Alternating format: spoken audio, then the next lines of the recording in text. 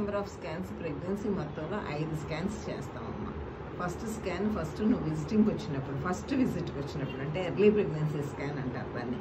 అంటే heart beat బాగుందా, sack ఉందా, హార్ట్ బీట్ బాగుందా, తర్వాత కరస్పాండింగ్ టు నీ ఎల్ఎంపీనా అంటే లాస్ట్ మెన్స్ట్రువల్ పీరియడ్కి కరస్పాండింగ్గా ఉందా లేదా, తర్వాత ఎక్టోపిక్ ప్రెగ్నెన్సీస్ ఏమన్నా అనేది రూల్ అవుట్ చేసుకోవడం కోసం ఫస్ట్ స్కాన్ చేస్తాం. అది ఫస్ట్ ఎర్లీ స్కాన్ అంటాం. సెకండ్ స్కాన్ వచ్చేసి ఎన్టీ స్కాన్ అంటే 3rd మంత్ కంప్లీట్ అయ్యే టైంలో 12 వీక్స్ నుంచి 13 వీక్స్ అప్పుడు ఎన్టీ స్కాన్ అంటే న్యూకల్ థిక్నెస్ చూస్తాం. దాంట్లో కూడా కొన్ని అవయవాలు ఏమన్నా ప్రాబ్లమ్స్ ఉన్నాయా అనేది తెలుస్తుంది, ప్లస్ మెంటల్గా కూడా ఏమైనా ప్రాబ్లమ్స్ వస్తాయా అనేది తెలుస్తుంది. సో దాంతోపాటు జ్యువెల్ మార్కర్ చేయడం కూడా రొటీన్గా అలవాటు అయిపోయింది. సెకండ్ స్కాన్ అయింది కదా.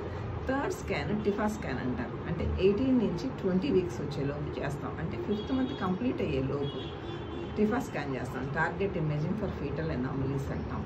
తర్వాత దాంట్లో అన్ని అవయవాలు సరిగ్గా ఏర్పడతాం అయిపోతుంది అనమాట. బాగా కనిపిస్తూ ఉంటుంది ఆ ఏజ్కి. అందుకని ఇంకా మ్యాక్సిమం ఏమైనా డిఫెక్ట్స్ ఉంటే దాంట్లో తెలుస్తుంది.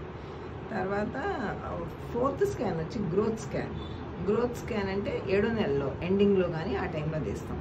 సో గ్రోత్ స్కాన్ అంటే ఉమ్మనీరు అది సరిపడా ఉందా, మాయ పైన ఉందా అంటే అంతకుముందు కన్నా కింద ఉంటే పైకి వెళ్ళిపోయిందా, మాయ ఏ పొజిషన్లో ఉంది, లైకర్ బాగుందా, ఇంకా మిగతా అవయవాలు ఏమన్నా చిన్న చిన్న ఏమైనా బై మిస్టేక్ అని మిస్ అయితే అవి కూడా కనిపిస్తానికి.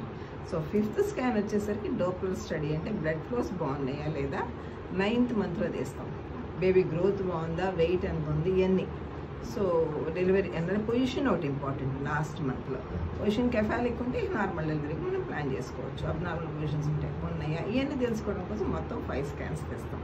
ఓకే, ఇప్పుడు అర్థమైందా ఎన్ని స్కాన్స్ తెస్తాం అలాగే.